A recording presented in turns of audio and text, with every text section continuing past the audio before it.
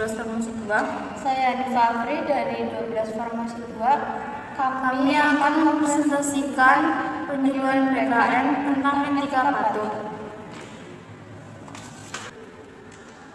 Batuk adalah respon tubuh yang dialami karena adanya substansi asing yang masuk ke dalam sistem pernapasan. Refleks ini menjadi cara tubuh untuk mengeluarkan kotoran atau iritan yang mengganggu pernapasan. Batuk menjadi gejala yang paling umum ketika terjadi infeksi patogen, yaitu mikroorganisme penyebab penyakit seperti virus dan bakteri.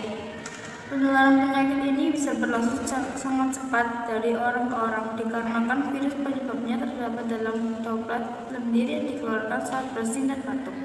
Etika batuk sebaiknya memang dilakukan kapanpun sekalipun dalam keadaan sehat, sementara orang yang sakit sangat diwajibkan untuk menerapkan etika batuk ini. Upaya mencegah penyebaran penyakit ini adalah dengan menutup mulut dan hidung dengan tangan saat bersin dan batuk. Namun etika batuk lebih dari sekedar menutup mulut dan hidung. Terdapat beberapa langkah-langkah yang perlu diikuti. 1. Menutup hidung dan mulut dengan tisu. Jika hendak batuk, segeralah mengambil tisu untuk menutupi mulut dengan hidung.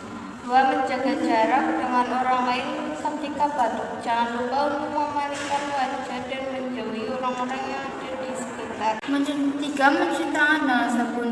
Ingat untuk selalu mencuci tangan. Setelah batuk, gunakan sabun dan air mengalir. Pastikan untuk membersihkan seluruh bagian telapak tangan termasuk sela-sela jari.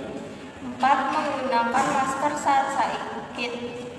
Terakhir, gunakan masker jika merasa sakit dan batuk terus-menerus. Penggunaan masker sebaiknya digunakan dengan tepat.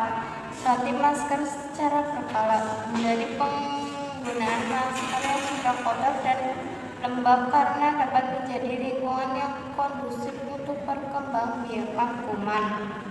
Sekian dari kami, tetap terapkan 3M, memakai masker, menjaga jarak, dan mencuci tangan di air yang mengalir.